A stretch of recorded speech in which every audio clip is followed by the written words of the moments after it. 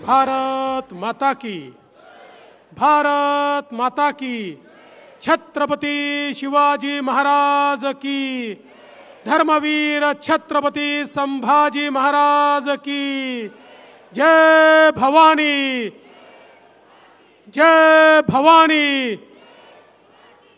हिंदवी स्वराज्याचे सरसंस्थापक छत्रपती शिवरायांना मानाचा मुजरा करतो। भारतीय राज्यघटनेचे शिल्पकार भारतरत्न डॉक्टर बाबासाहेब आंबेडकर यांना मानवंदना अर्पित करतो। क्रांती सूर्य महात्मा ज्योतिबा फुले आणि क्रांती ज्योती सावित्रीबाई फुले यांच्यासमोर नतमस्तक होतो। क्रांतिगुरु लहुजी वस्ताद साळवे यांना देखील नमन करतो।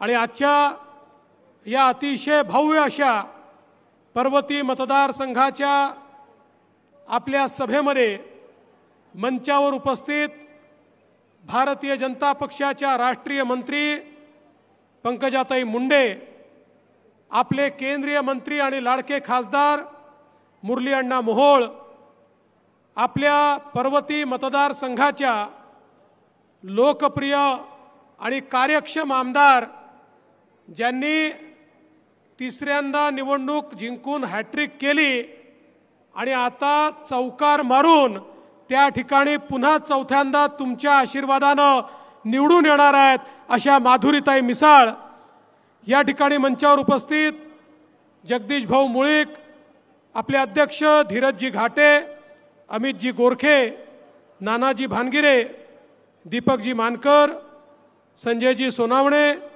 विष्णुभाऊ कसबे, बाबाजी मिसाळ, श्रीनाथजी भीमाले, संदीपजी खर्डेकर, राजश्री शिळीमकर, हर्षदाताई फरांदे, राजीव चोरबोले, सुभाष जगताप, कविताताई वैरागे, श्रीकांत जगताप, मानसीताई देशपांडे, आनंदजी रिठे, संतोषजी नागरे, अनुसुयाताई चव्हाण, अनिताताई कदम, राजेंद्रजी शिळमकर, ज्योतिताई गोसावी, वर्षाताई साठे, मंजुषाताई नागपुरे, रुपालीताई गाडवे, श्रीकांतजी जगताप, महेश वाबळे, प्रसन्न जगताप, सरस्वतीताई शेंडगे, रघुनाथ गौडा, स्मिताताई वस्ते, सुभाषजी जगताप, करणजी मिसाळ, मंचावरील सर्व मान्यवर, कोणाचं नाव सुटलं असेल तर माझी चूक नाही आहे, नाव लिहून देणाऱ्याची चूक आहे, तरी देखील मी क्षमा मागतो। आणि या ठिकाणी प्रचंड मोठ्या संख्येने उपस्थित असलेल्या माझ्या लाडक्या बहिणींनो आणि तितक्याच लाडक्या भावांनो, पुण्यामध्ये प्रचाराची सुरुवात या ठिकाणी करावी असा प्रस्ताव ज्यावेळेस पक्षाच्या लोकांनी माझ्यासमोर मांडला त्यावेळी आम्ही विचार करायला लागलो की सुरुवात आपण कुठून केली पाहिजे। पुण्यामध्ये 6 जागा भारतीय जनता पार्टी लढते, 2 जागा राष्ट्रवादी लढते, महायुती 8 जागांवर आहे। ही सुरुवात आपण कुठून करावी? त्यावेळी मी आमच्या नेत्यांना सांगितलं, ही सुरुवात मला पर्वती मतदारसंघातनंच करायची आहे, कारण माधुरीताई मिसाळ यांच्यासारख्या एका कार्यक्षम आणि ज्यांनी खऱ्या अर्थानं तळागाळामध्ये जनसामान्यांमध्ये आपली प्रतिमा तयार केली आणि पुण्याच्या विकासामध्ये ज्यांना विजन आहे, ज्यांना दृष्टी आहे, अनेक चांगले निर्णय हे पुण्यामध्ये ज्यांनी करून घेतले, अशा माधुरीताईंच्या मतदारसंघातनंच आपण या ठिकाणी ही सुरुवात करू। आणि आज मला पाहायला मिळतंय जिथपर्यंत नजर चाललेली आहे मला जनताच जनता दिसते आहे। माधुरीताई, तुमचा 4था विजय हा रेकॉर्ड ब्रेक विजय असेल याबद्दल माझ्या मनात कुठलीही शंका आता उरलेली नाही। गोरगरिबांकरता माधुरीताईंनी काम केलं। SRAच्या संदर्भात आज जी नियमावली तयार झाली, या नियमावलीचं मोठं श्रेय जर कोणाला जात असेल तर ते आमच्या माधुरीताई मिसाळ यांना जातं। कारण ज्यावेळी अधिकाऱ्यांनी नियमावली तयार केली आणि ती मान्यतेला आली, मी सांगितलं अशी मान्य होणार नाही, एकदा पहिल्यांदा ती माधुरीताईंना दाखवा। माधुरीताई गेले 7-8 वर्ष सातत्याने SRAच्या लोकांना घरं मिळाली पाहिजे, त्याकरता ती स्कीम फिजिबल झाली पाहिजे, त्याकरता FSI वाढला पाहिजे, आमच्या लोकांना मिळणाऱ्या घरांची आराजी देखील वाढली पाहिजे, याकरता सातत्याने प्रयत्न करतात. आणि म्हणून मग त्यांना आम्ही ती नियमावली दाखवली, त्यांनी काही बदल त्याच्यामध्ये केले आणि आज आपल्याला कल्पना आहे की जवळजवळ या भागामध्ये 20,000 घरांची निर्मिती आता या ठिकाणी होते आहे आणि गरिबाला त्याचं हक्काचं घर, झोपडपट्टीवासियांना त्याचं हक्काचं घर हे मिळत आहे. याच्यामध्ये माधुरीताईंचा एक मोठा वाटा आहे. आणि 350 चौरस फुटाच्या ऐवजी 470 चौरस फुटाचं घर आता गरिबाला देण्याचा निर्णय आम्ही घेतला. याच्याही करता माधुरीताईंनी घेतलेला जो काही कष्ट आहेत हे अत्यंत महत्त्वाचे आहेत. आज आपण पाहतो विशेषतः या ठिकाणी पुरानंतर ज्या वसाहती बसल्या, या सगळ्या वसाहतीमध्ये लोकांना भाड्याची घरं होती. या वसाहतीतल्या लोकांची सातत्याने मागणी होती, आम्हाला मालकी द्या, आमची घरं वाहून गेली म्हणून आम्हाला घरं दिली आहेत, आमची हक्काची घरं गेली आणि तुम्ही आम्हाला भाड्याच्या घरात ठेवलेलं आहे, आम्हाला त्याची मालकी मिळाली पाहिजे.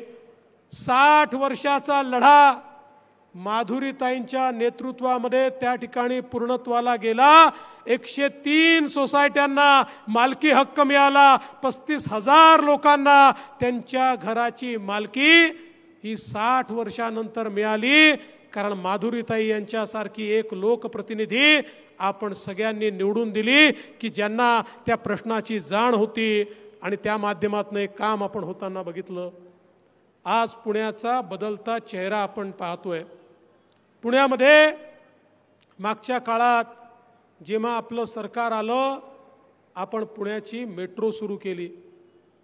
पुण्याची मेट्रो खरं म्हणजे खूप आधी सुरू व्हायला पाहिजे होती, परंतु ज्यावेळी जुनं UPAचं सरकार होतं त्या सरकारमध्ये इच्छाशक्ती नव्हती. ते घोषणांचं सरकार होतं पण त्याच्यावर कुठली कारवाई होत नव्हती. मी मुख्यमंत्री झालो, आम्ही बैठक घेतली, माननीय गडकरी साहेब होते, निर्णय केला आणि तात्काळ आपण मेट्रोचं काम सुरू केलं. आज पुण्यामध्ये मेट्रो धावायला लागली आणि मला सांगताना आनंद वाटतो. मी महामेट्रो नावाची कंपनी तयार केली, पहिलं काम पुण्याचं दिलं आणि देशामध्ये सर्वात वेगानं तयार झालेली मेट्रो जर कुठली असेल तर ती पुण्याची मेट्रो आहे, हे मला अभिमानाने सांगितलं पाहिजे.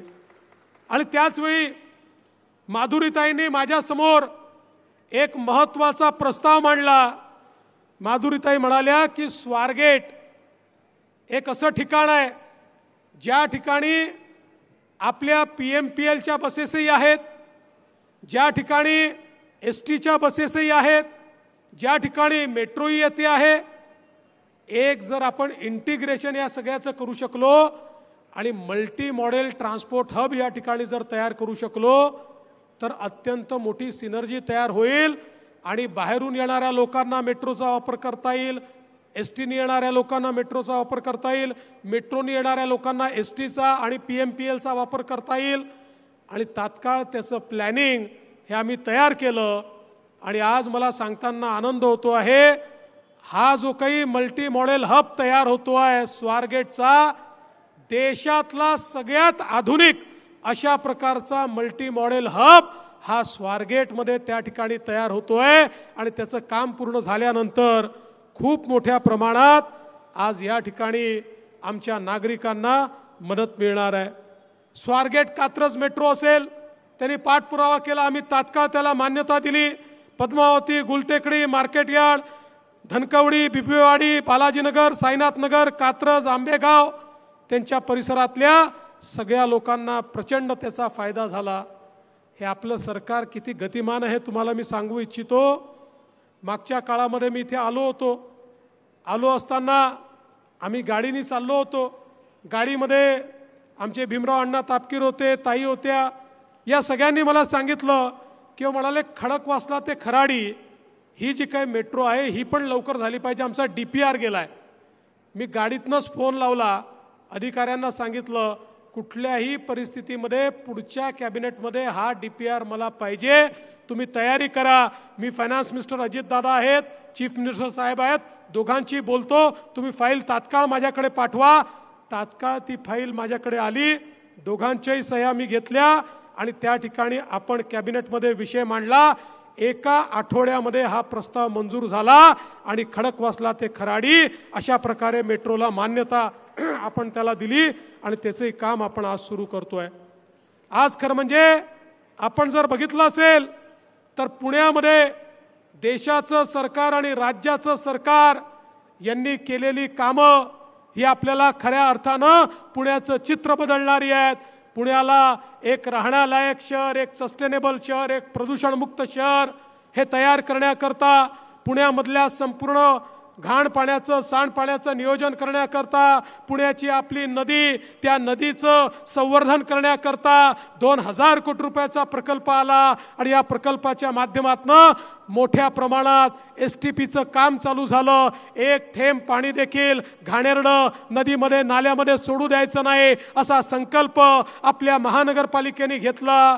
आमचे मुरली अण्णा हे महापौर होते, आमचे अनेक लोक या ठिकाणी पदाधिकारी होते आणि त्या माध्यमातून मोठ्या प्रमाणात हे काम चालू झालं.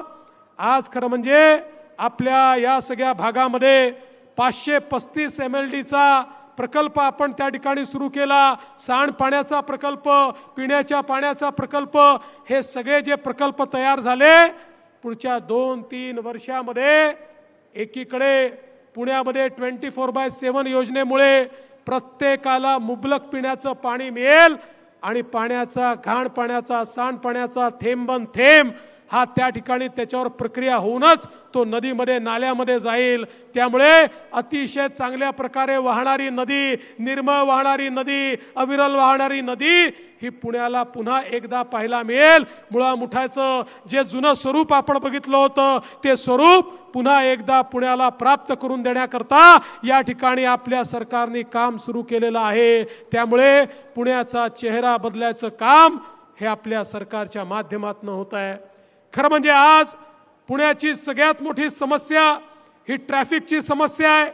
एकीकडे PMPLच्या माध्यमातून सर्वात मोठी इलेक्ट्रिक बसेसची फ्लीट ही पुण्यामध्ये आपण सुरू केली, पण त्याच वेळी पुणे रिंग रोड आपण अशा प्रकारे तयार करतो की ज्या रिंग रोडमुळे या पुण्यातल्या वाहतुकीला मोठ्या प्रमाणात दिलासा मिळणार आहे आणि या रिंग रोडमुळे एक मल्टी मॉडेल अशा प्रकारची कनेक्टिव्हिटी 20,000 कोटी रुपये त्याला आपण खर्च करतो की ज्याच्या माध्यमातून पुण्यामध्ये रस्त्याची वाहतूक ही मोठ्या प्रमाणात आपल्याला नियंत्रित करता येणार आहे.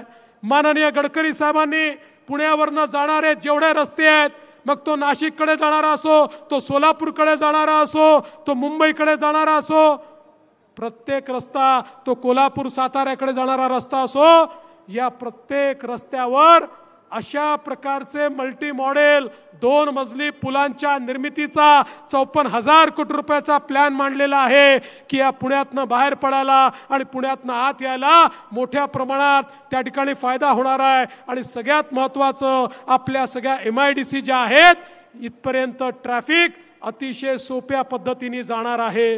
या MIDC याकरता महत्त्वाचे आहेत की आमचा पुणे जिल्हा हा भारताचं आणि महाराष्ट्राचं मॅन्युफॅक्चरिंग हब आहे आणि आज त्या ठिकाणी इतक्या मोठ्या प्रमाणात इंडस्ट्री येत असताना अलीकडच्या काळात इंडस्ट्री ट्रॅफिक पाहतात आणि थोड्याशा घाबरतात. पण आता हे जे काम या ठिकाणी होणार आहे, रस्ता असेल, रस्त्यावर एक फ्लायओव्हर असेल, त्याच्यावर दुसरा फ्लायओव्हर असेल, काही ठिकाणी रस्ता असेल, त्याच्यावर एक फ्लायओव्हर असेल, त्या फ्लायओव्हरच्या वरती मेट्रो असेल, अशा प्रकारचं डिझाईन तयार करून पूर्णपणे डिकंजेस्ट अशा प्रकारे पुण्याला करण्याचं काम हे आपल्या सरकारच्या माध्यमातून होत आहे. एक आधुनिक पुणे आणि एक रोजगारक्षम पुणे आपण तयार करतोय.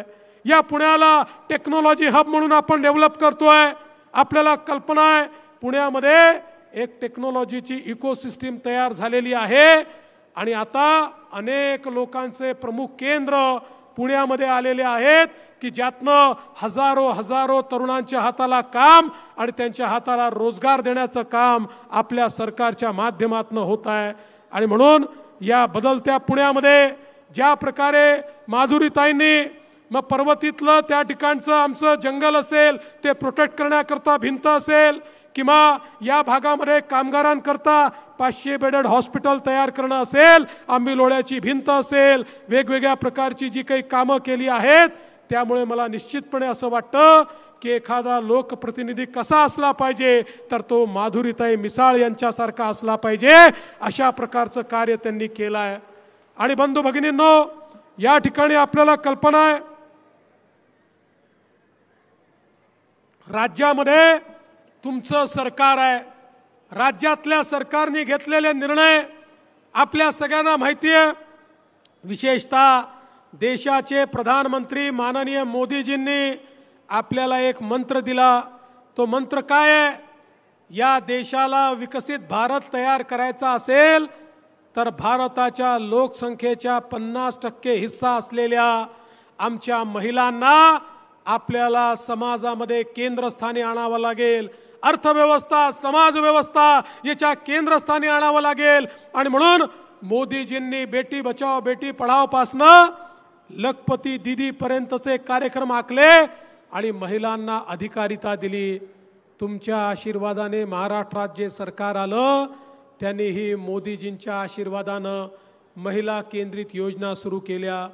आम्ही त्या ठिकाणी महिलांकरता, विशेषतः मुलींकरता लेक लाडकी योजना सुरू केली.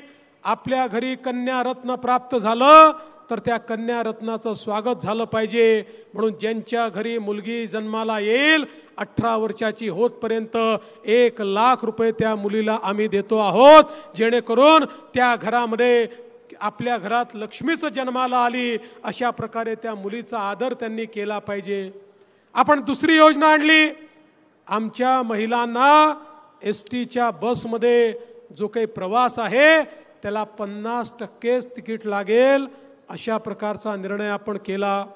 निर्णय केला तर STचे लोक आले, म्हणाले अहो हा निर्णय परत घ्या, आमच्या STचा बोरा वाजेल, आमची ST त्या ठिकाणी खूप नुकसानीत जाईल. आम्ही सांगितलं परत घेणार नाही, गरज असेल तर तुम्हाला मदत करू. महिन्याभरापूर्वी ते STचे लोक आले, म्हणाले साहेब योजना बंद करू नका, काही झालं तरी करू नका. म्हटलं अरे तुम्हीच म्हणत होतात योजना बंद करा, आता म्हणता करू नका. अरे म्हणाले तुम्ही योजना सुरू केल्यापासनं इतक्या महिला STनी प्रवास करायला लागल्या की तोट्यात असलेली आमची ST आता फायद्यामध्ये आलेली आहे, त्यामुळे तुम्ही आता योजना बंद करू नका. मग मी जरा आढावा घेतला, माझ्या लक्षात आलं आता आमच्या बहिणींनी प्रवास करणं सुरू केलं आहे आणि अनेक ठिकाणी दुसऱ्या गावाला जायचं असेल तर आमच्या बहिणी आमच्या दाजींना भाऊजींना म्हणतात तुम्ही घरी थांबा, तुम्ही गेले तर दुप्पट तिकीट लागतं आणि प्लस तिथे जाऊन तुम्ही पान तंबाखू खर्रा मावा काय खाल आणि पैसे बर्बाद कराल, त्याच्यापेक्षा मीच जाऊन काम करून येते. आणि म्हणून आमच्या महिला आता बाहेर पडलेल्या आहेत आणि STला देखील प्रॉफिटमध्ये आणण्याचं काम आमच्या महिलांनी केलं आहे. आणि यासोबत आपण एक निर्णय केला, आमच्या मुलींना उच्च शिक्षणामध्ये 100% फी माफीचा निर्णय केला. इंजिनियर बनायचं असो, डॉक्टर बनायचं असो, MBA BBA काही करायचं असो, मुलींना 1 लाख 2 लाख 5 लाख फी लागली तरी ती सरकार भरणार आहे. कारण आमच्या लक्षात आलं गरिबांकडे मध्यमवर्गीयांकडे शिकवण्याची इच्छा तर असते, पण घरामध्ये एक मुलगा आणि एक मुलगी असली तर आईबाप म्हणतात पैसे कमी आहेत, मुलाला शिकवू, बाई तुझं लग्नच करायचं आहे, तू घरी बस. त्या मुलीला किती हुशार असलं तरी शिकवता येत नाही. म्हणून आम्ही सांगितलं आता काळजी करू नका, आई बापाजवळ पैसे नसतील तर मुलीचे मामा मंत्रालयात बसलेले आहेत, मुलीचं शिक्षण मामा करतील आणि सगळ्या मुलींकरता मोफत शिक्षणाची व्यवस्था आपण या ठिकाणी केली. कारण मुली शिकतील तरच हा देश पुढे जाईल, हा मंत्र घेऊन आपण काम करतोय. त्यासोबत लाडकी बहीण योजना आपण आणली. लाडकी बहीण योजनेच्या माध्यमातून दर महिन्याला 1500 रुपये बहिणींच्या खात्यामध्ये आपण टाकतो. जेव्हा योजना आणली खूप नावं आम्हाला ठेवली, योजना फसवी आहे, योजना होणारच नाही, पैसा येणारच नाही. जवळजवळ 2.5 कोटी आमच्या बहिणींच्या खात्यामध्ये नोव्हेंबरपर्यंतचे सगळे पैसे हे आम्ही त्या ठिकाणी डिपॉझिट केले आणि समोरच्यांची तोंड छोटी झाली। पण मला लाडक्या बहिणींना सांगायचं आहे, तुमचे सख्खे भाऊ तुमच्या खात्यामध्ये पैसे टाकतायत, पण काही तुमचे सावत्र भाऊ देखील आहेत, जे सावत्र भाऊ महाविकास आघाडीच्या नावानं तुमच्या योजना बंद करतायत।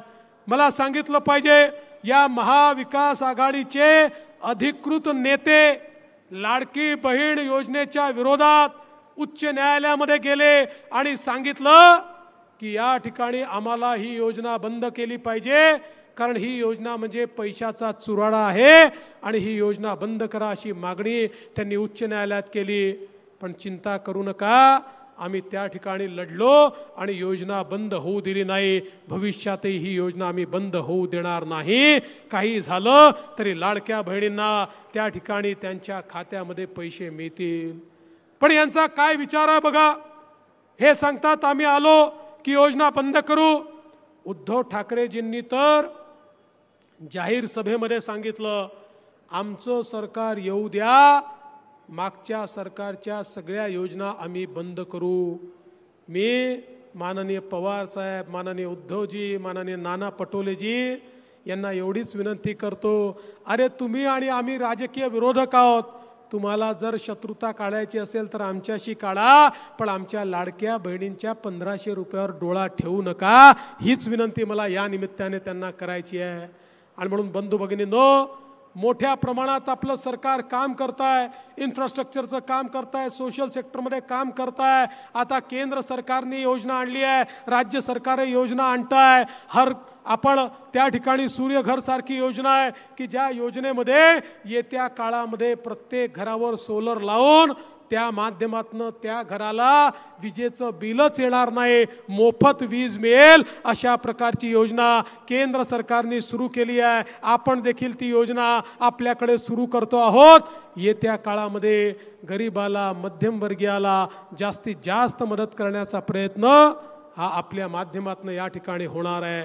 आणि म्हणून तुम्हाला एवढीच विनंती करतो, हे सरकार तुमचं सरकार आहे। तुमच्या सरकारमध्ये तुमच्या हक्काच्या माधुरीताई असल्या तर तुमच्या आशा आकांक्षा पूर्ण होतील। आणि म्हणून या निवडणुकीमध्ये 20 तारखेला माधुरीताईंच्या कमळाची बटन दाबा, महायुतीला मतदान करा आणि पुन्हा एकदा तुमच्या हक्काचा माणूस महाराष्ट्र